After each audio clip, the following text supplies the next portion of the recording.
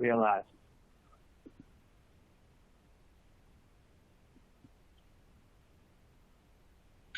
Are we live now?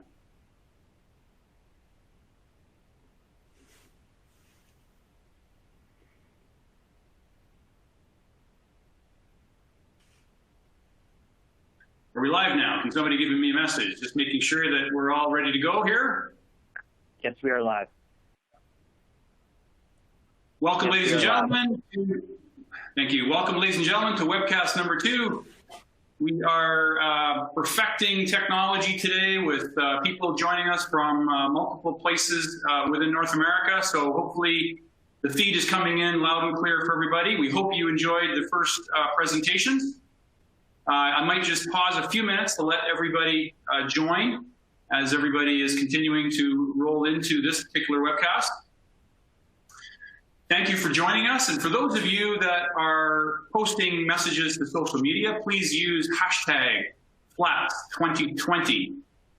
Coming up is our second keynote with Danny Weitzner. The keynote is entitled 2 Pathways to Digital Trust, Logical Proof or Statistical Risk Management. Followed by Danny's keynote presentation, we will be having a panel. It's our first panel of the day, and the panel is entitled Striking a Balance for Digital Trust Between Data Privacy and Societal Prosperity. Without further ado, I'd like to move now towards introducing Danny. I'm just going to make a couple of adjustments here. Okay. Danny Weitzner is founding director of the MIT Internet Policy Research Initiative, principal research scientist at MIT's Computer Science and Artificial Intelligence Laboratory, and he teaches Internet Public Policy at MIT's Electrical Engineering and Computer Science Department. Lots of multitasking going on here, so bear with me.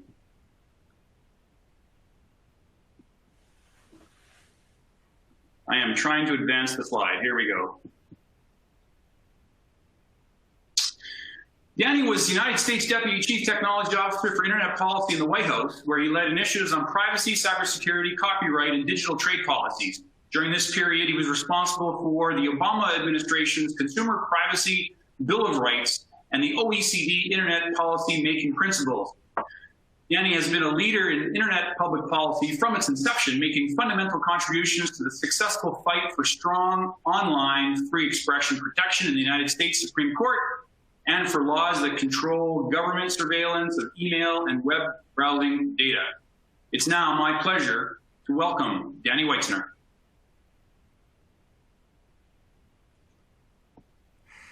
Dean, thank you so much for that introduction. It's great to be with all of you. It's an honor to follow Hara-san. Pleased to be here at FLATS. I'm really happy that the team at Fujitsu Labs has persevered and continued this great tradition, have this online. I'm really looking forward to it. I want to talk with you today about what I characterize as 2 pathways to digital trust. You know, we recognize how dependent we are on digital systems in the world, how much we look to innovation, future systems, but we worry also about the losses and vulnerabilities systems. I want to talk with you broadly about the question of what we should be doing in the face of these very substantial challenges. I'm going to use as example experience we have with COVID exposure notification systems that are being deployed widely on smartphones and some of the challenges we have in cyber risk. But I want to suggest look backwards a little bit in time for guidance about how to really build trust in the systems that we depend on. In computer science, the classic sources of trust have actually come from mathematical proof. Whether it's been systems that have controlled nuclear weapons, the nuclear launch codes, or more recently, systems that we've used, protocols we've used like SSL and TLS to basic security of websites, we've depended on cryptography to provide trust for us because we've been able to generate mathematical proofs that these systems are actually secure. But we also have in society other forms of trust, and I'll refer to this kind of trust as a statistical approach to risk management. So we're all very well aware of how widely we use credit cards and ATM machines. The fact of the matter is there are actually very substantial losses in absolute dollar terms from all of these systems. ATM machines, as well as they're engineered, end up dispensing billions of dollars of cash incorrectly. Credit cards are used for tens of billions of dollars of fraudulent transactions. But we all trust these systems and rely on them because we know we can manage that risk. We can cabin that risk. And I'm going to suggest to you that that kind of statistical approach to risk management, to providing trust, is very important for us going forward. What I'm going to hopefully show you is that when we can reduce a process to a very clearly defined system, when we could do what logicians would call close the world around it, then mathematical proofs can work very well. But when we have more, particularly systems that depend on institutional behavior and all of their vagaries, we may be better off relying on statistical risk management techniques as a way of earning trust. I want to begin by talking about recent experience we've had with automatic exposure notification protocols for COVID-19 contact tracing. I think everyone is by now well aware of the critical role that contact tracing has historically played in controlling pandemics. When we have infectious diseases, a key strategy is to identify the sources of those infections and make sure that the individuals who may be exposed to those pathogens are quarantined or treated or take appropriate measures to limit the spread of the disease. What we know in the case of COVID-19, the disease spreads quite a bit faster than manual contact tracing efforts are able to control it. And therefore, we've relied on exposure detection methods, off in many cases with quite intrusive surveillance techniques that use location information to track the progress of infections and help control it. Now, certainly the countries where these techniques have been deployed, Taiwan, Singapore, South Korea, and China, have had actually quite successful exposure control efforts.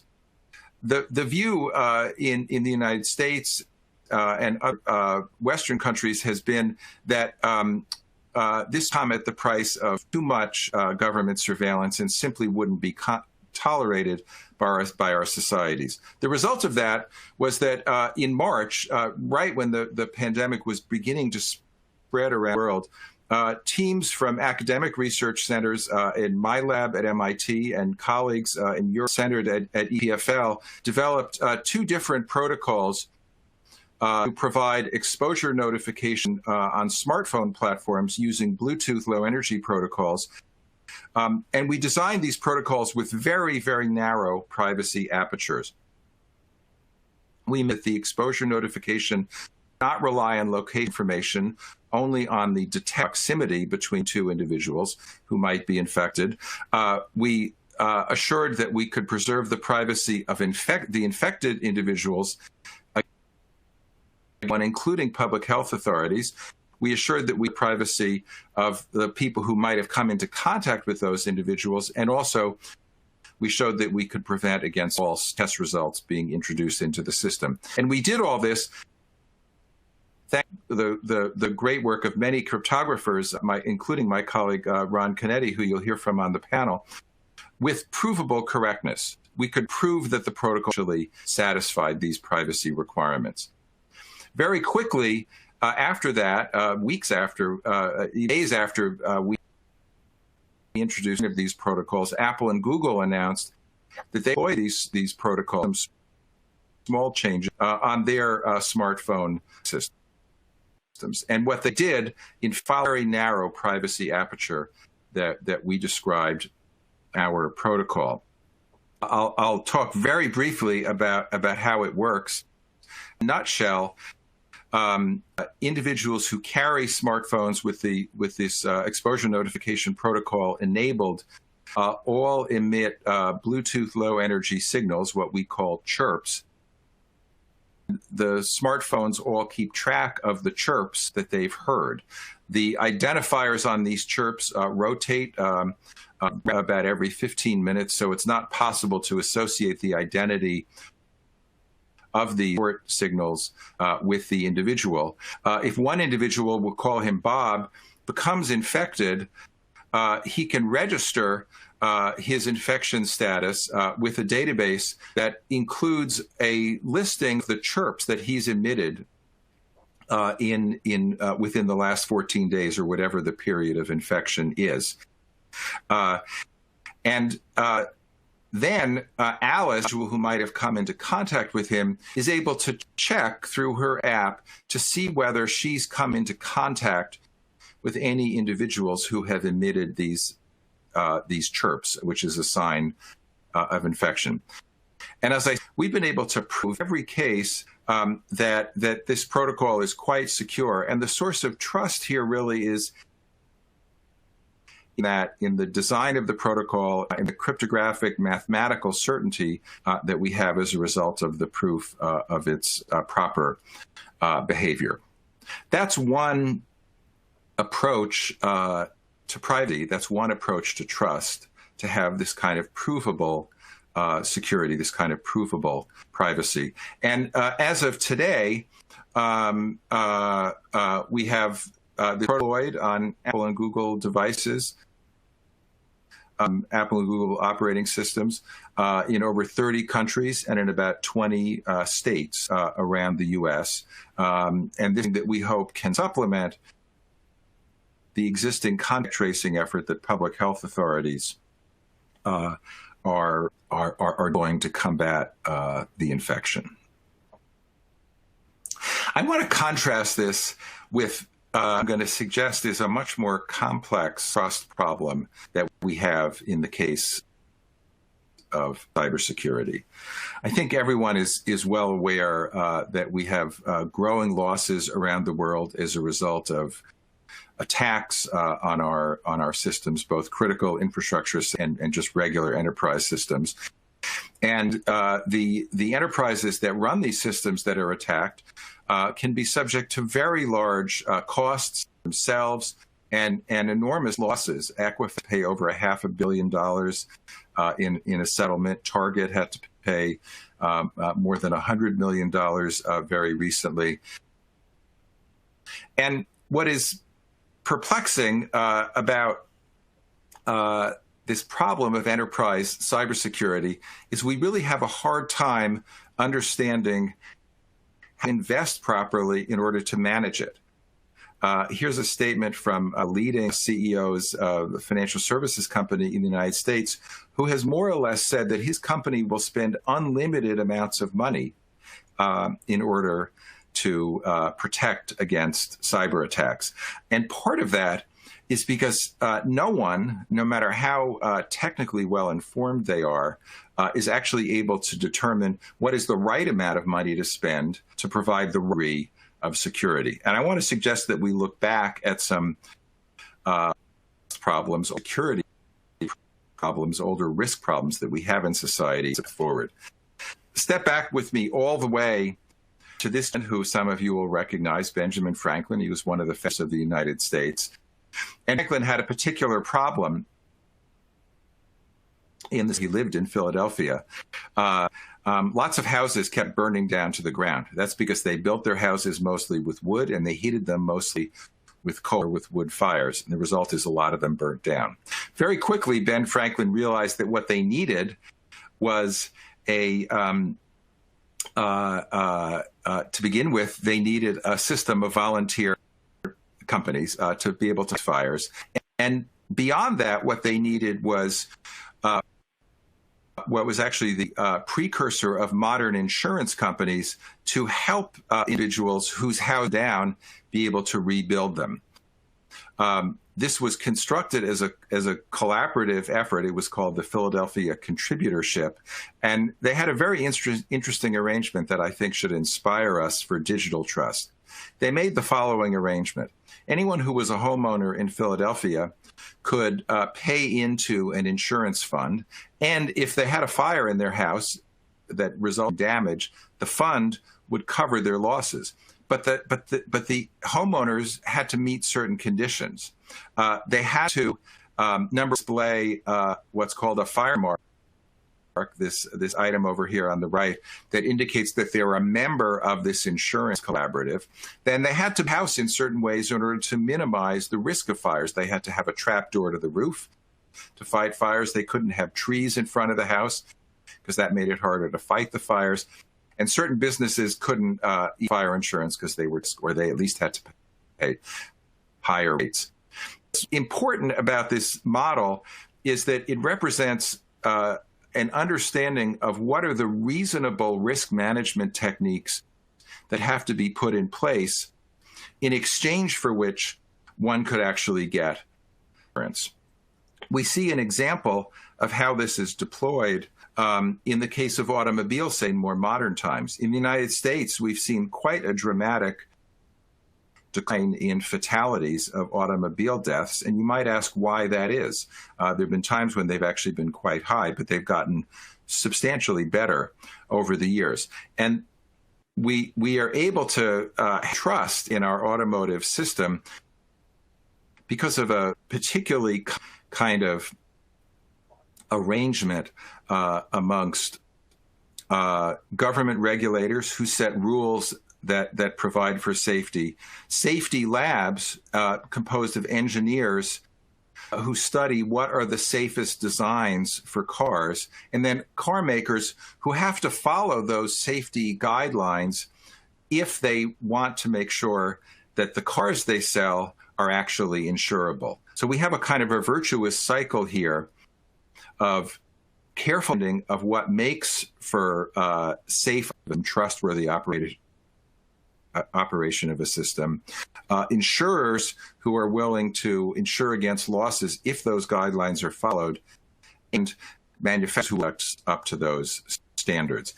And this is based on and see here, a very careful quantitative analysis of what kinds of designs produce more losses and less losses. And this helps to set insurance rates and provide clear quantitative guidance for building trust systems in the automotive space. Now, unfortunately, we simply don't have this present in the case of cybersecurity. And I'll give you one example of this. Recently, British Airways was fined £183 million by the British Information Commissioner's Office. But after a lot of negotiation, the fine was somehow dropped all the way down to £20 million. Part of this because the method for calculating losses and damages is highly imprecise. What we want to be able to do in the area of cybersecurity is to actually bring the kind of precision and scientific analysis of risk that we see in the automotive sector, in the fire insurance sector. We want to be able to bring that to cybersecurity. In order to do that, one has to be able to study both the frequency of different kinds of loss events and the magnitudes of losses that are produced from those. That gives one an overall sense of risk scoring and the ability to set insurance prices and behaviors appropriately. The problem is that we can't get any of this information today. We don't have the ability to actually go into enterprises, look across enterprises and understand the frequency of different kinds of losses, nor do we know how to actually assess the magnitude of those losses in dollar values.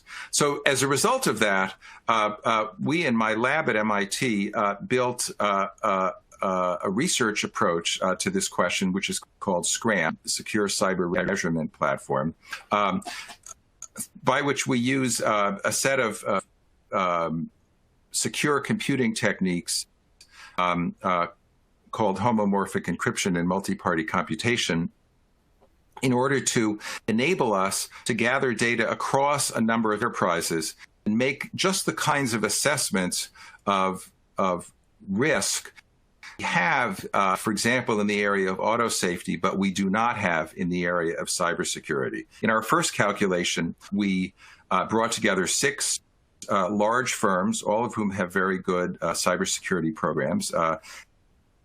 Their annual revenue comes to about $24 billion with a large number of employees. And we looked at the status of 171 cybersecurity controls, that is, defenses that are these enterprises against certain kinds of cyber attacks.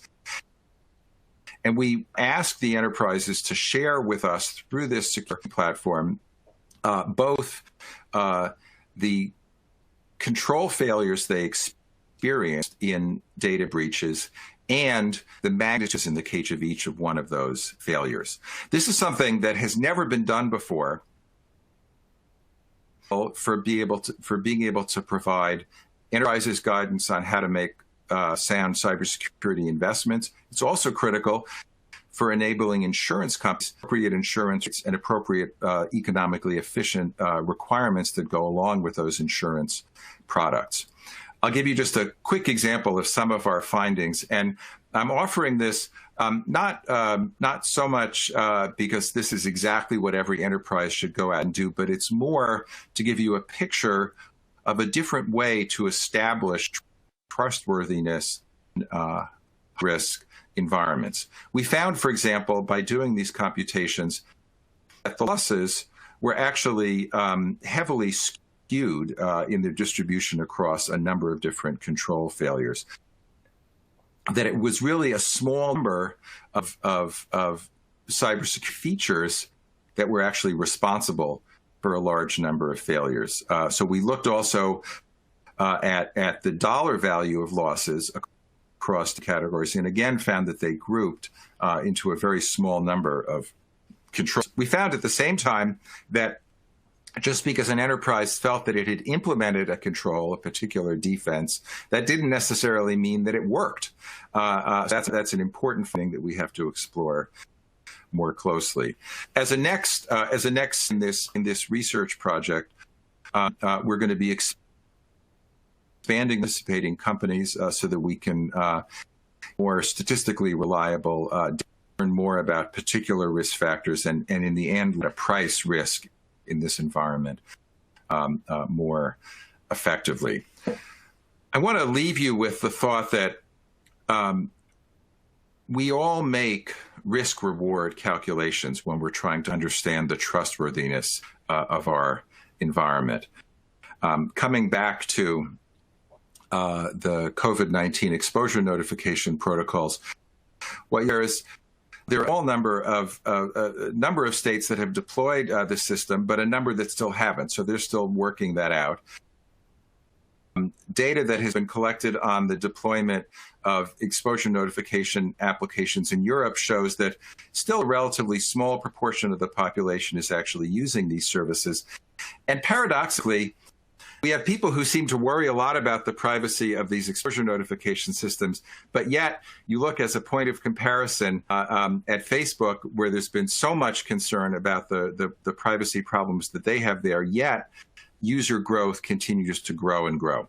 So the choices that about trust are quite complicated. We certainly need continued innovation in security technologies to make sure our systems are more secure and more reliable. But I think we especially need now the ability to understand how to quantify the risks that we're facing and be able to make decisions based on quantitative analysis of what systems to trust and how far that trust should really go. So we have these two approaches to trust in our digital environment: mathematical proofs that can provide great certainty within carefully bounded situations, and then this broader sense of statistical trust which can help us manage our risk in uncertain and hard to control situations. And my suggestion is we should put emphasis in that second category. Actually makes a lot of systems in our society actually work quite well. And with that, I will turn it back to Dean and be happy to take a question or two. Thank you very much, Danny. That was a super interesting discussion. I do have a couple of questions that have come through. One from Brad. The question is, did our efforts for perfection in contact tracing lead to the result that today very few people run contact tracing protocols on their phones? Well, I think that we raced very rapidly to these exposure notification protocols and to deploy them.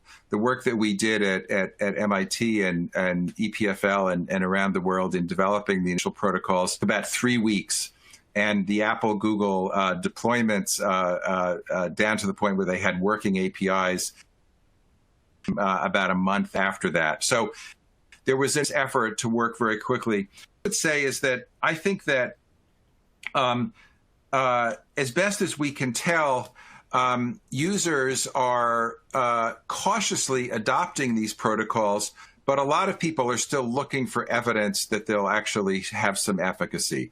So I don't so much looking for perfection as we just wanted to get technology out there as quickly as possible to try to address the pandemic.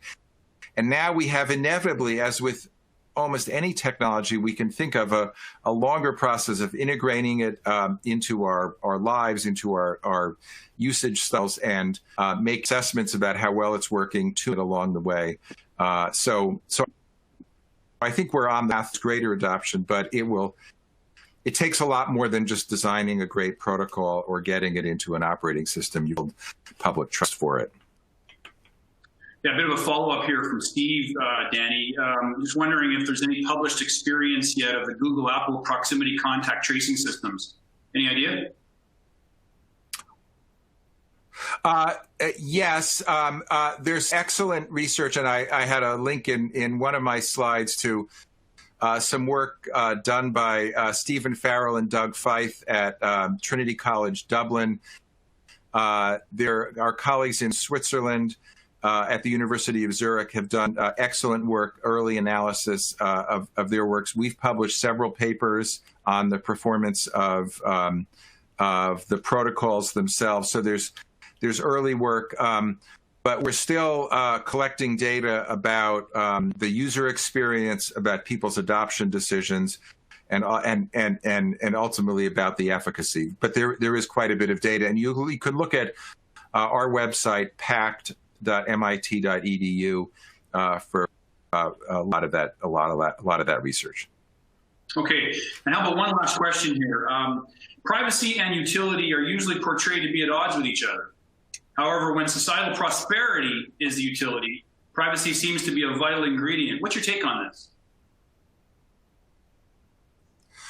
Well, I think that the experience with contact tracing is a great example. I think people have realized that we have an absolute societal imperative of controlling the pandemic. So you have, tens of millions of people all around the world who very quickly adopted these protocols. So I think people are willing to make choices that might entail modest privacy risk if they get benefit from it.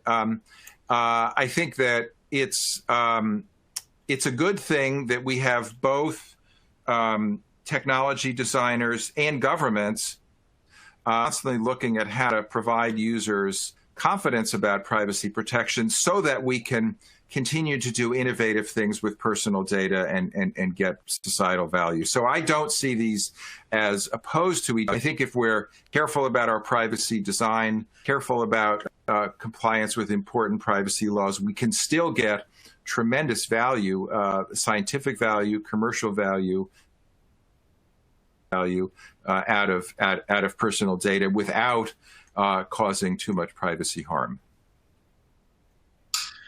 Danny, thank you very much. We did this last year. We did it live last year, so certainly the world has changed in that short amount of time. So thank you for joining us once again. We really appreciate it. Great to be with you. I'll look forward to the panel discussion. Thank you. All right, sounds good. Okay, everybody, just a housekeeping note. If you're having any problems with the platform, please go ahead and type some words into the chat window. We have a representative from On24 available to help. And without further ado, let's jump into the next session, which is a panel, and the panel is the first panel of the day. The panel is entitled Striking a Balance for Digital Trust Between Data Privacy and Societal Prosperity. And I think the question I just asked Danny dovetails quite well into this panel.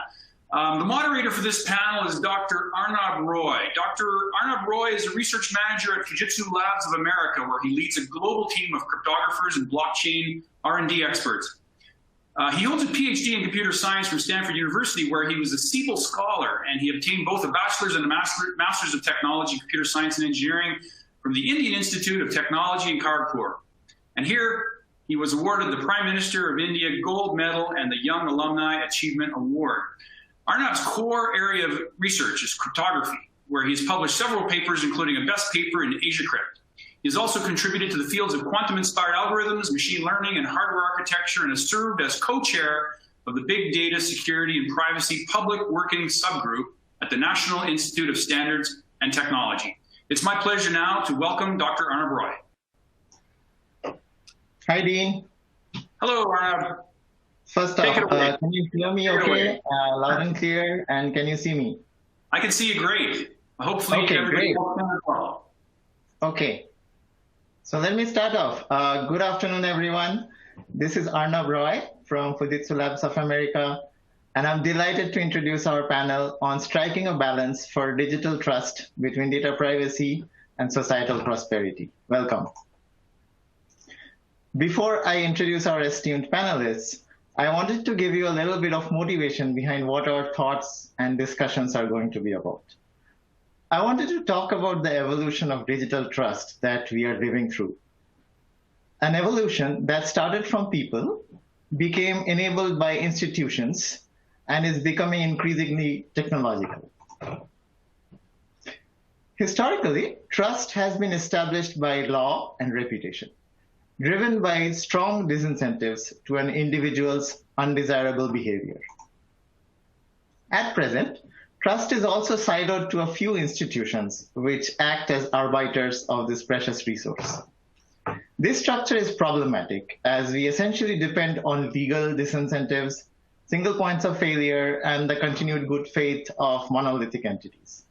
We have to observe time and again that this structure is frail and prone to failure. What is the alternative? We envision going towards a future where we trust processes instead of entities, and trust is federated instead of siloed. Trusted processes are enabled by cryptography and privacy by design, the usage of open source software, which is verifiable by all, and securely and robustly architected systems. Trust federation is a remarkable outcome of blockchain technologies. We are in the process of ushering in digital interactions that require federated trust by making blockchain-enabled technologies scalable, private, and interoperable.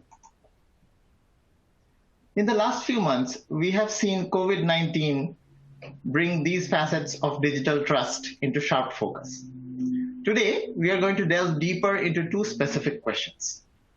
How can we achieve vital contact tracing without compromising individual privacy? And how can blockchain establish trust in traditionally physical interactions? With this background, I'm delighted to introduce our three panelists.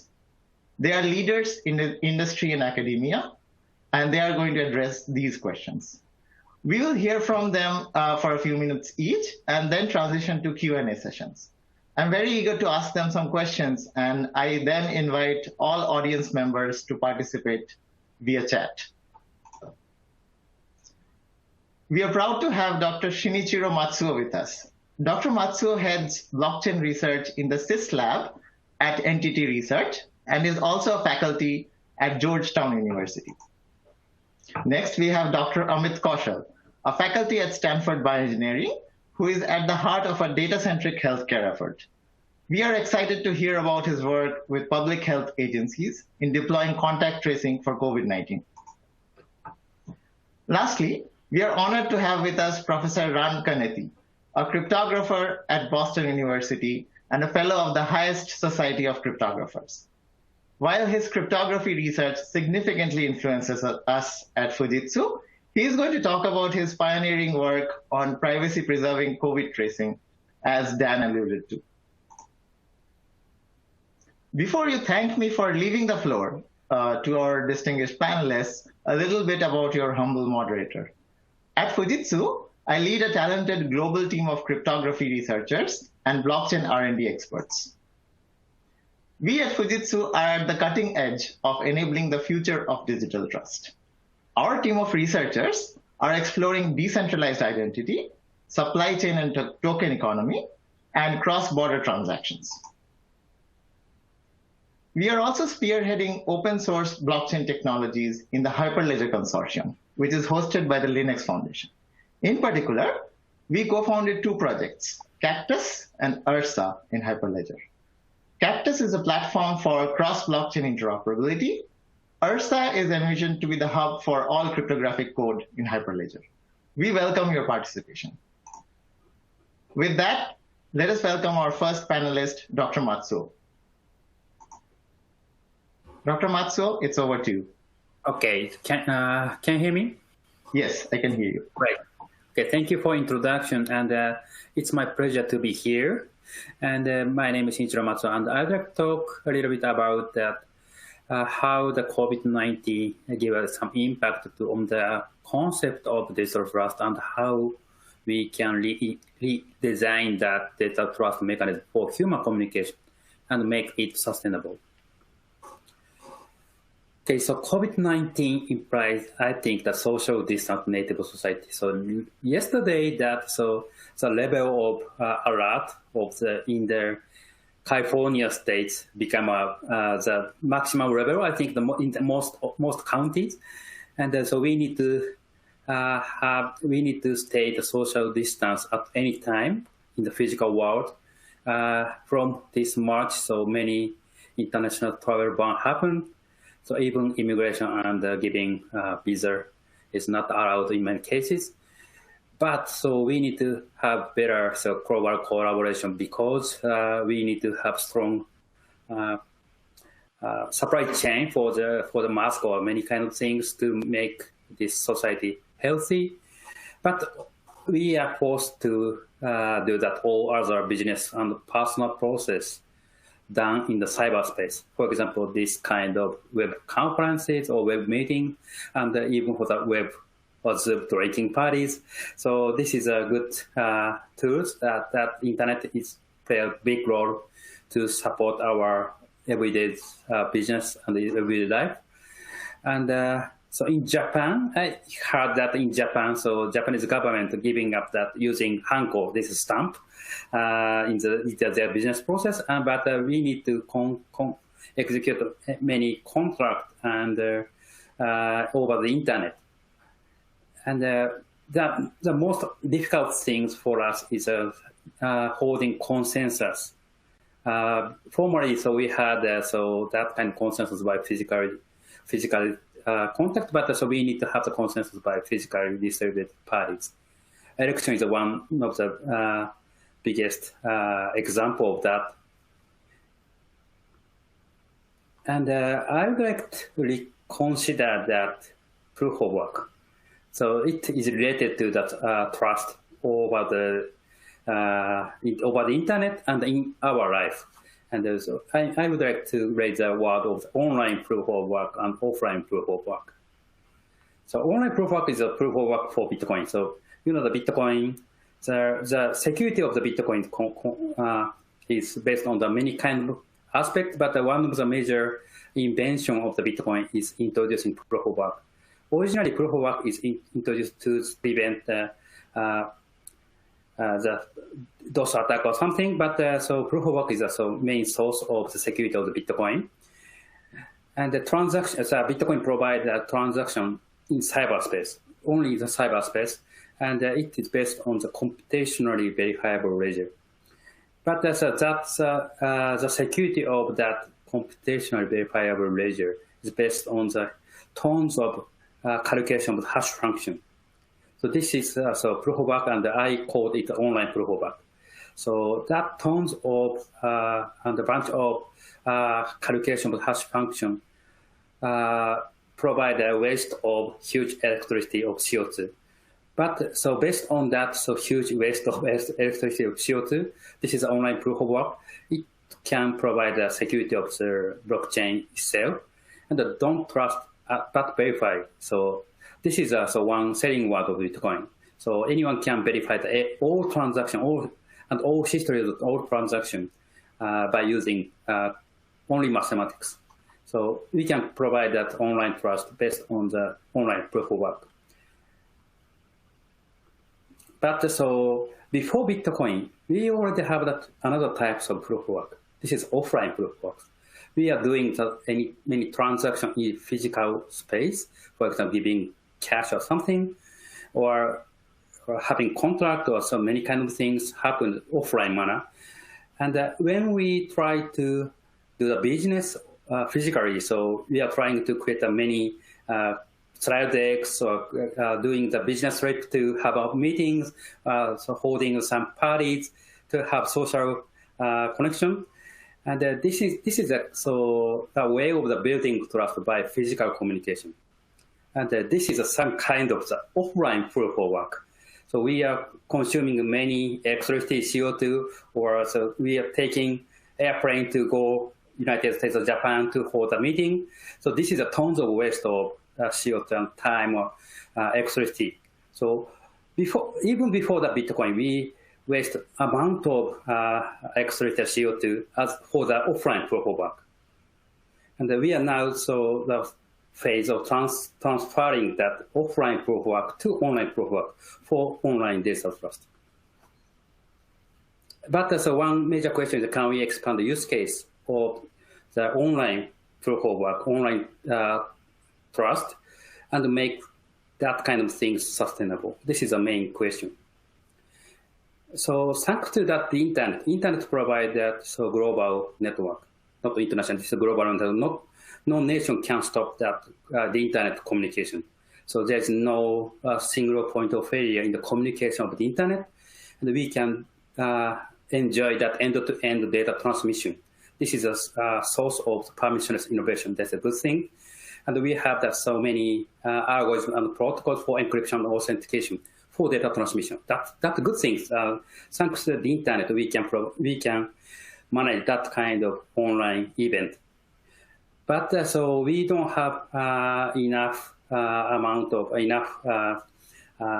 functionality for the organizing communication process among persons or between the person and the legal entity. We need to organize that, so understanding of some things, or we need to handle negotiation, we need to handle the verification process, we need to have the reliable data. So identity management is essential for that. And of course, we need to manage some kind of agreement among persons. These kind of things is essential things to organize communication process. But we don't have any functionality in the current the internet, and we need to develop that kind of things over the internet for the next generation of the data trust. And this is one figure that I'm now proposing. So this is, I think that so the character is quite small, but we can produce that. So over the internet, introducing blockchain technology for timestamp to manage timestamp sequence. Then so we manage that some communication goals or some incentive mechanisms for humans, and we can have that so occasional function and the process flow management mechanisms to connect that humans communication goal and the internet mechanisms. So this is one example to manage that communication process based on our data trust platform. But so we need to review this kind of things from now. And so I think that this is the same things so that Arnab said. But so at the first era of the trust, that trust was centralized. So it becomes a single point of failure, and it is a blocker against permissionless innovation. But the Bitcoin introduced the idea of the decentralized trust. That's a good idea for payment application, but for the other application, we don't know that it is useful for the other kind of application. We are now doing research on that, but the problem of the decentralized trust is so it's not clear that who is responsible for what. And even for Bitcoin, the incentive mechanism is broken. So only the miner receive that reward from the system, but the developer of the software code, I think that they are that some sort of the police or fireman in the nation of the Bitcoin, but they do not receive any reward from the ecosystem. But so I think that polycentric stewardship is an important idea to manage that. So we have that permissionless data trust foundation, or permissionless blockchain, but we can include the existing trust anchors. And I think that holding multi-stakeholder collaboration place is an important thing, and with providing incentive mechanism. And this is one example of our research at the Georgetown University, named the Proof of No Work. That program is a contact tracing system. The existing contact tracing system is good, but so in general, there is some concern on privacy. We need to solve that, and but the current system doesn't provide clear incentive mechanisms to average users to join that system. Our proposal is creating smart contract to incentivize people staying at home with protecting privacy. When a person is staying at home location continuously, the person receives a much reward or stimulus. But the user data is encrypted by using that encryption algorithm with plain text equal to text. Yeah, digital technology plays a bigger role than before, and we need to think about trust for human communication, and we need to avoid single point of failure, and we need to think this human-centric, and responsibility in society are key to make this system sustainable. Thank you very much. Thank you, Matsuo-san. That was a great insight about decentralized trust and how things are actually converging. I was really interested to look at that proof of no work and encouraging people to stay at home using decentralized trust. Next, we have Dr. Amit Kaushal. All right, thank you, Matsuo-san. Thank you. Yes, thank you, Arnab. Arnab, let me confirm, can you hear me? Yes, I can. Okay, excellent. So Arnab has given me 7 minutes, and Arnab, if I run over, cut me short because the discussion is really the meat of this. I have a big goal here. Good, good. So I wear a couple of hats. I am on the clinical side, I'm an attending physician in internal medicine. On the research side, I'm an AI and machine learning researcher. With my particular area of interest being real-world deployments of clinical AI. So everything from algorithm or problem selection, algorithm design, development, training, testing, validation, but then really integrating with real-world workflows. And what we often find is that these problems and these projects are more often limited by trust than by technology. So what I will do is I'll just go over 3 projects that I've been involved with and talk about one lesson about trust that I've learned from each one. Now, healthcare is very high stakes, so I thought before I do my 3 areas, I'd warm up with something a little less high stakes, just a little less high stakes, and that is professional basketball in the United States, the NBA. So a few years ago, there is a team, the Philadelphia 76ers, that was going through a rough time. Management told the fans of the team that they had a plan.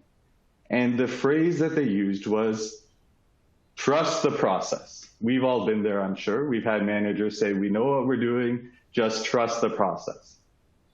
Eventually, fans of the team became a little uneasy with the process.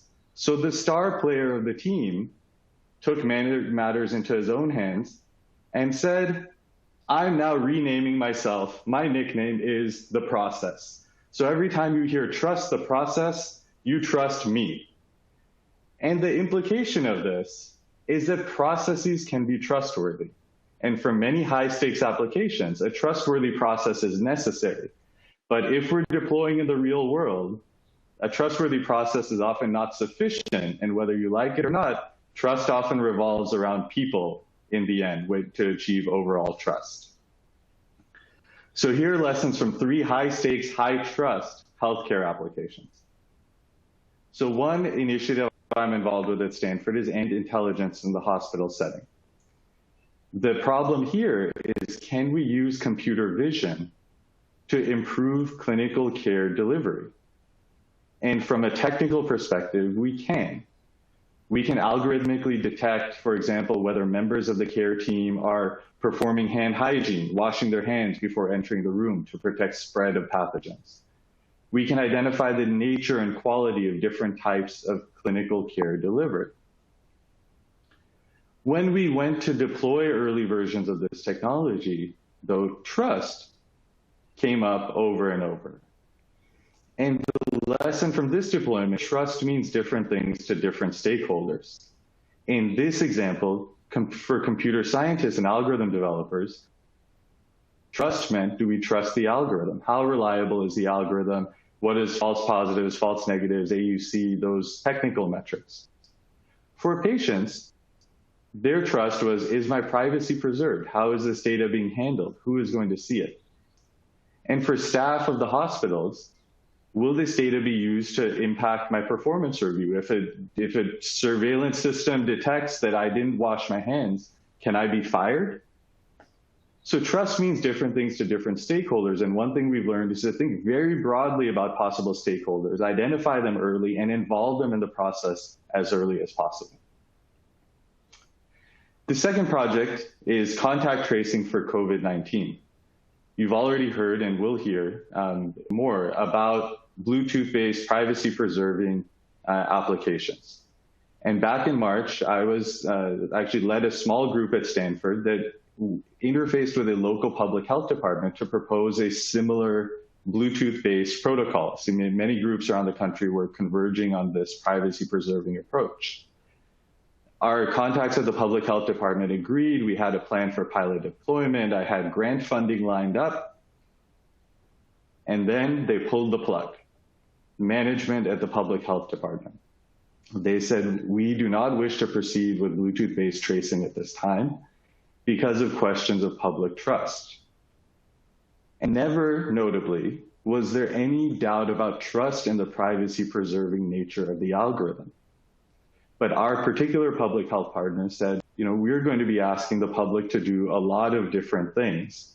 And there's a limit to how many things we can ask them to do. So in the physical world, trust must be earned. And I think of this concept of a trust budget. Those of us who are in charge of capital budgets know this idea as well, that we cannot invest in every project with a projected positive rate of return, right? We must, when we're capital constrained, we have to pick only a few that we can afford. Trust is the same way. Whether a project is individually trustworthy sometimes is not the deciding issue. It's competing with other venues of trust and sometimes may lose out for those reasons.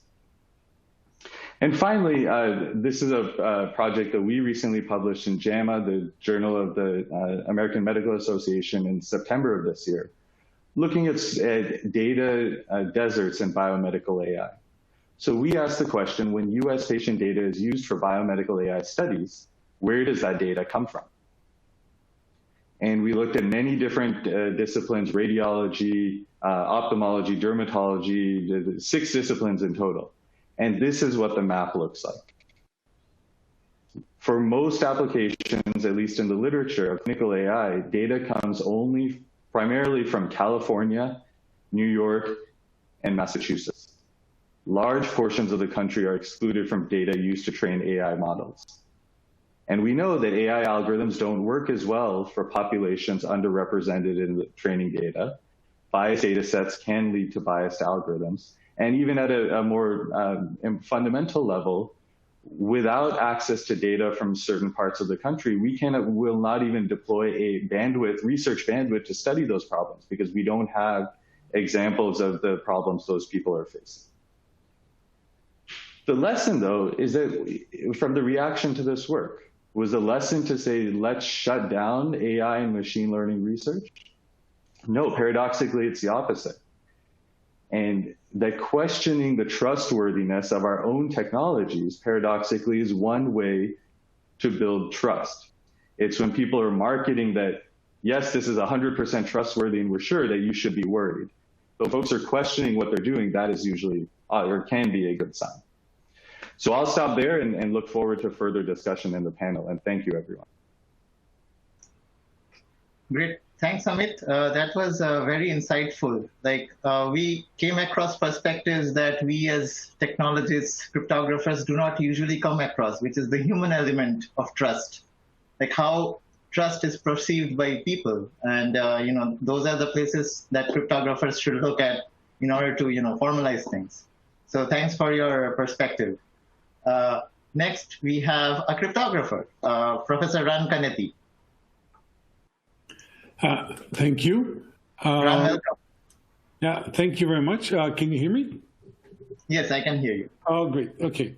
Hi, everybody. So I'm kind of going to dovetail on Danny's talk and talk more about contact tracing or privacy-preserving exposure notification and harnessing privacy to tame the coronavirus. That's what we were set off to do with some success, limited success, but some success. So we all know that if we manage to quickly and effectively isolate those super spreaders, then we can quench the pandemic very fast. I mean, those who don't get the virus don't get sick, right? So we know that this is a great way to succeed. But to do it is really problematic. I'm so sorry. So what happens? Sorry. We know to do it is problematic for many reasons, right? So first and foremost, that quarantining people has dire side effects, right? Both on the individual level and societal level, and there's a real, as people were discussing before, but there's a real societal decision to make here, right? And the real issue kind of at the core of our social contract as society, what is right and not right to do? Is it okay to have a 20-year-old lose their income source in order to save the lives of 70 years old or not? And to what extent, and which communities? This is a real set of questions that, sometimes technology cannot answer. This is society has to answer, and each society and each country has to make their own decision, right? So that's maybe one thing. But then there's these other issues, right? So this collecting of data is extremely privacy invasive, right? Both to the self and to the others, right? And by telling other people, especially with manual tracing, or maybe switching or infecting the lives of others. So that's problematic, and this is even when the process is perfect, and definitely when there's trust issues, the government or the health authority is not trusted to do the right thing for the society, for the individuals, and for the economy, and maybe not even trusted to not abuse the information later. When this comes to factor, things become very complicated, right? And we know what's the result, right? The pandemic rages way on. So as cryptographer, so you said that's what cryptography is for, right? Is to help people who don't trust each other to do something collaborative together. This is the name of the game. So how can we help? So we were thinking about it, so we can't really help much on this social contract, legal societal decision. But maybe we can somehow change the contract, the terms of the contract, right? In terms of what is being lost and what is being gained, and have the discussion this way. So in particular, we can help in all these other issues, right? Except for this social decision, in making the collection and the use of data more secure, more trustworthy, right? So this is the thinking, and so the first thinking was, once we do this, we have this shelf solutions to how to use the data, private data, in an aggregated way for the better use without revealing the data. With just the results, like this multi-party computation, full homomorphic encryption, what Danny was talking in another context about. So we can actually, in fact, at least in principle, we can aggregate the locations, all the information about individuals' movements, to tell us what's the probability of they being infected and too close to for too long, or whatever other parameters, and we can keep all this data encrypted and shared, including their what they do for life and who they're with and what's the probability that they're actually going to infect somebody who's in danger, and even weigh one against the other, all in a distributed way without revealing anything. Only the algorithm will know, and we can actually output and compute all the desired statistics, and even have differential privacy or whatever other privacy thrown in, and you can even have some sunset clause that that all the data will be thrown out at the end. So we can do all this in principle. However, if we do this in this way, then there are lots of caveats here. Essentially, all the way we know how to do it today is to keep the control centralized, and then the decision-making centralized, and then it's susceptible to hacking and to mission creep and misuse, and there's no trust. People don't know this thing. So this is problematic. So this is some sense a non-starter, at least today. Maybe one day, we'll be able to have society accept it, actually able to do it securely, but not today. So what we decided, so today let's do kind of like the poor man's solution. It's something that actually works. So this is something that we started off at BU, and then soon we joined MIT with the talk and a bunch of other people. So this very similar ideas came about in a number of places around the world. At this time, also Amit was talking about it. And I remember those times. Actually, it was an amazing, beautiful month where everybody was collaborating. Everybody was trying to get it done. Nobody cared about credit or profit or anything. Unfortunately, it took only a month. But anyway, so the idea is, the same scheme that we were talking about. I will skip through it because we know it, what is really going on here. But the point is that what the scheme is doing is it's dead simple. So the point is it's completely decentralized, no central trust, no secret information anywhere. Everybody keeps control of their data, on their movements all the time. Nobody can force you to do anything. You get the information and you decide. It's really like the most, the least invasive that you can think about. And actually, we made a lot of decisions, as Danny was describing earlier, that in order to keep it this way, in order to sometimes get more information, but let's make it the basics. So just help people take it and accept it. So it's not perfect. There are caveats here, but really that was the goal. I think it's more or less like the least invasive system that can be. So we thought about it. That was March. We thought it would be great. Little we know. Of course, Google and Apple joined in. It was great, and in many other ways. But it was hard to get people uptake it and use it.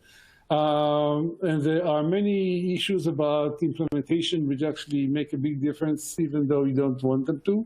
But between Google Apple don't do everything, there need to be a third-party app that puts on top, and then this didn't really work for not many places. Then Google Apple trying to do everything all the way to the top. It's not clear how it works. So there are issues, but I think the overall picture is positive. And just to answer some of the questions that Danny was asked, so give my own take. I think it really depends on society, on the people, the uptake and the use. I mean, I think in Ireland is one of the places that it actually was well accepted. I have some recent heard statistics that they're going to be released soon, that the Irish public health authorities. So they basically, essentially, they notice an uptake of about 50% in the number of contacts that they were receiving and pursuing because of this contact tracing in Ireland, which is a huge thing.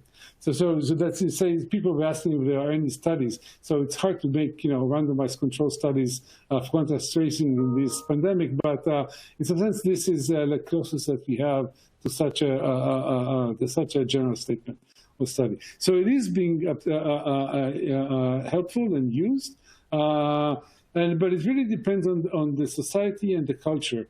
And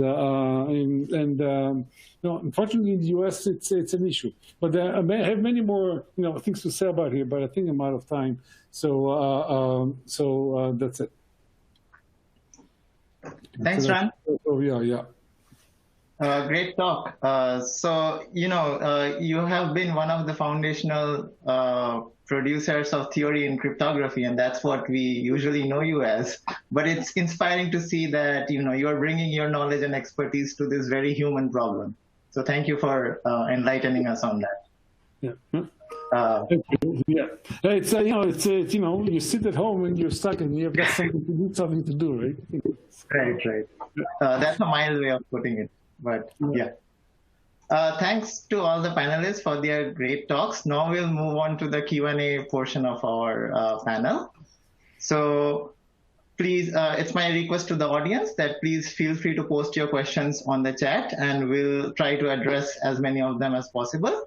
And I'll start off our esteemed panelists with a question that I was eager to ask them. What do you all think that has been the paradigm shift around digital trust due to COVID-19? Maybe I'll start with Dr. Matsuo. Okay, so thank you for the question. As I told that, so before the COVID-19, so we most of our action or our activities are based on the offline proof of work, but we are so COVID-19 profit to leverage building trust by our animal sense, I think, and this makes that additional need to verify something with help of mathematics. Blockchain might be a part of the mathematics to help public verification. But anyway, so we are forced to move from offline proof of work to online proof of work, and we are awareing the importance of verification mechanisms for trust. This is the main paradigm shift, I think. Great, thanks, Dr. Matsuo. Ran, what do you think? So I think in society, I think Eric Schmidt said it in a talk a couple of weeks ago that, society went ahead a decade in 6 months, in terms of use of technology. We all know. My grandmother knows what's a Zoom, and we all use it, and it's part of our lives. And people are kind of like accepted the fact that things can be done via technology, and people now understand that digital trust is an issue. And another thing that happened is that with all this discussion, do our people care about privacy, and what's the cost of privacy, advertisements, what do I care? People don't care about privacy, just want to see advertisement. So it's clear, as soon as this relates to their health and restricting their movements, people care very much about privacy. And really, the only way that such a contact tracing can work is with respecting privacy. And we've seen, at least in the US, how manual tracing really struggles because of that. So yes, people care about privacy, and we need to address that. Right. Thanks, Ran. So it seems like, for cryptographers, we have a lot of work to do, and COVID has put a frontier on that. Yeah. Amit, what is your perspective? Yeah, I think as far as paradigm shift, the alternative, prior to COVID, there was a very high bar, right? We were asking perfection from our digital technologies because the alternative was to continue with the status quo. Now, when the status quo is no longer possible, basically, we're no longer looking for perfection from our digital technologies. We're looking for now what is good enough to keep society functioning. And that just changes the bar for what meets the threshold for deployment, what are people willing to use, what are users willing to engage with. And it's some for better, some for worse. But all these things that, even in my line of work in health tech, digital health, things that were assumptions are no longer valid. And we're questioning, well, is this a necessary feature? Is this a necessary way to do things, or are there alternative approaches? Right. So what we heard from you, Amit, is that, trust is shaped by consequences. So people frame trust around, what is the consequence for me going to be, right? Yeah, it's kind of like what they teach in negotiation, right? That your strength as a negotiator depends heavily on what your second best alternative is, right? And when your alternative is not good, then you're willing to accept a lot more warts in the solution you ultimately engage in with. Right. Okay, great perspectives. I think I'm going to throw a poll around to the audience. So if you can see this, we have a short poll here. What do you feel will be the biggest factor to increase trust in digital transformation? And, please take your pick and participate as audience with us. So we also have some audience questions coming in. So Steve says he has an observation. And maybe, Amit, you can take up this observation. COVID is a notifiable disease in many countries. In Australia, if I contract the disease, public health laws mean the health department will acquire a great deal of data about me and my contacts. I have obligations to the community with a privacy trade-off baked into the law. Citizens should be comfortable that health authorities will do the right thing with this data. But of course, public trust in governments has eroded. What do you think, Amit? Yeah, this is not, it's new to us because we're living through it. But as far as the importance of messaging, of having a trustworthy message and messenger in public health crises, this has been long known to public health officials and is a core part of most, in the standard CDC public health playbook, is like it's a chapter. It's just a part of how we do things. And we're seeing, unfortunately, the consequences of not doing it. That, like with many things in life, building trust is hard. Breaking trust is much easier. Right. Arnab? Yeah. Arnab, it's Dean here. I think Danny had a quick answer for that one as well. Oh, yeah. Danny. Thank you. The only thing I think I really agree with everything Amit said. And the one thing that I think is notable here, I guess two things. Number one, I think it's extraordinary in societies around the world, the number of people who very quickly followed government suggestions or instructions to stay home. I mean, I think if you tried to predict, particularly in the U.S., would that have actually happened at the scale it happened so quickly, I think you would have had a lot of people say, oh, people won't do that. Now, of course, now people are getting tired of it, but I think, and there's some variation, but I guess I think that, to me, it just suggests that people make these decisions, kind of as Amit said, based on some sense of utility and kind of broad assessment of whether they trust the source of the information, and some sense of necessity. So I think, but I think what's really different here, in my kind of very amateurish sense of public health history, is that this is happening at a very large scale. And I think that obviously there have been some pandemics in history that have been this large scale, but this is pretty unusual, and I think it's part of what required the very rapid sort of technical systems responses and posed a lot of the challenges for us. Great. Yeah, so, that's interesting. I'll just add 30 seconds that, in a lot of those countries, if you look at when people are staying home, the government is providing a small incentive.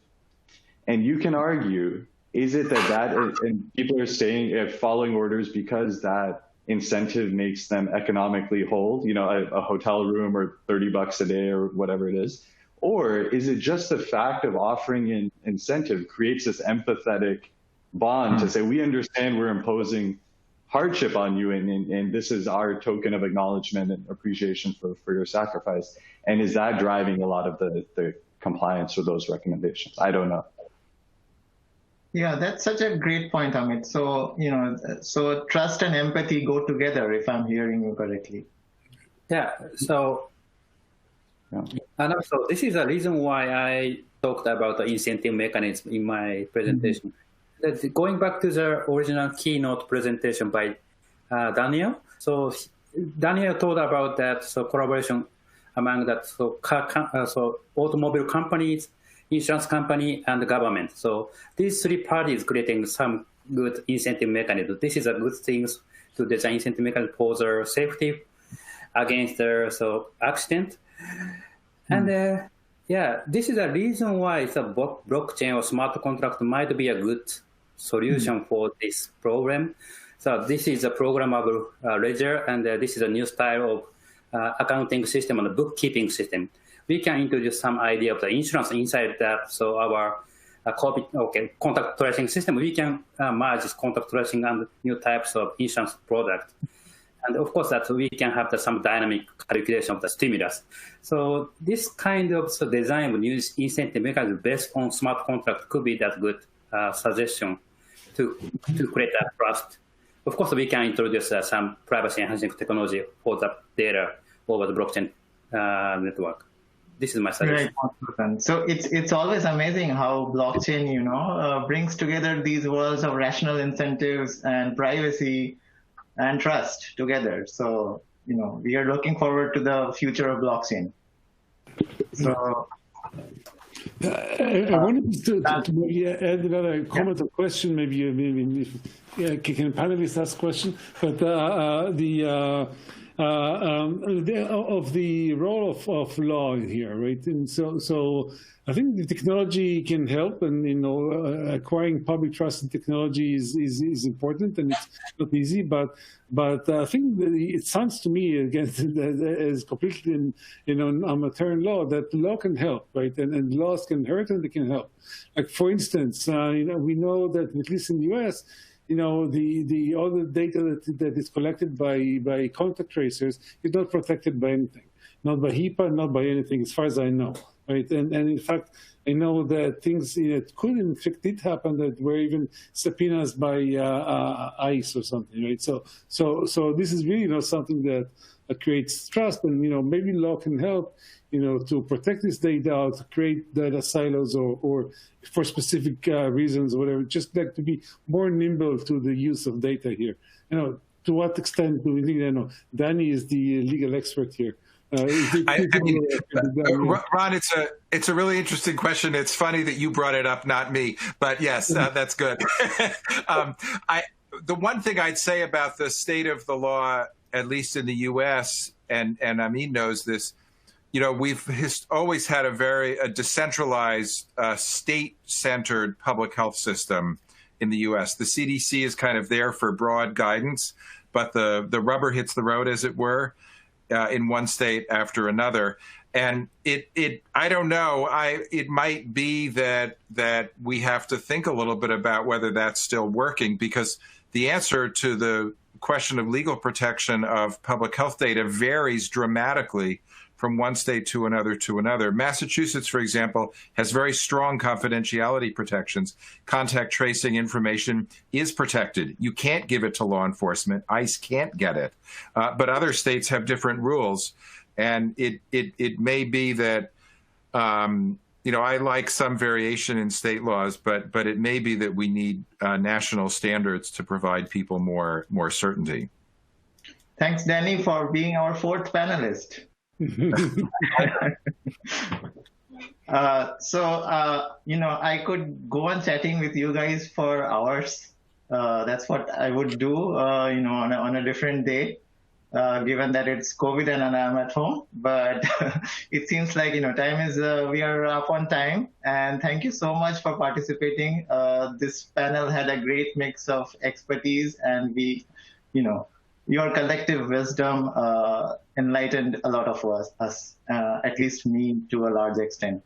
So we have the poll results out there. So it seems like people feel user education would be the biggest factor to increase trust in digital transformation in the future, followed by decentralization of trust and open source. So thank you so much, everyone. And what a nice audience. Thank you so much.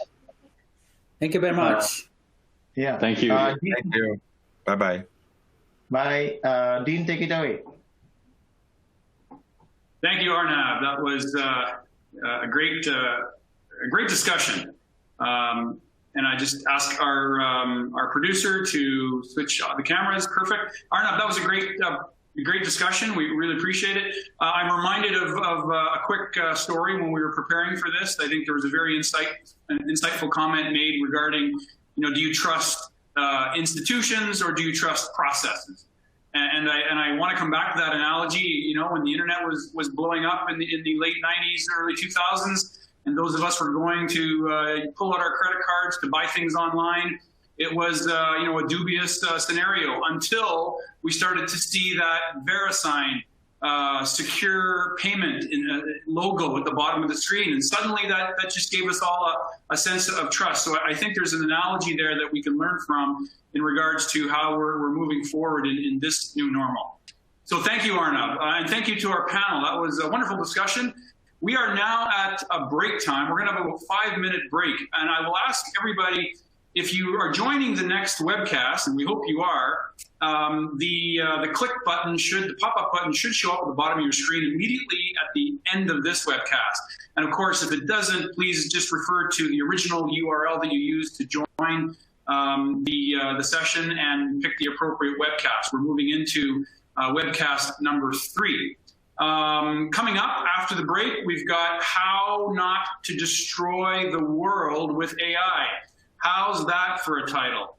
And also and with Dr. Stuart Russell from the University of California, Berkeley will be joining us for that particular discussion, along with Q&A, along with our second panel. So with that being said, thank you very much, everybody, for joining, and I hopefully will see you in the next webcast.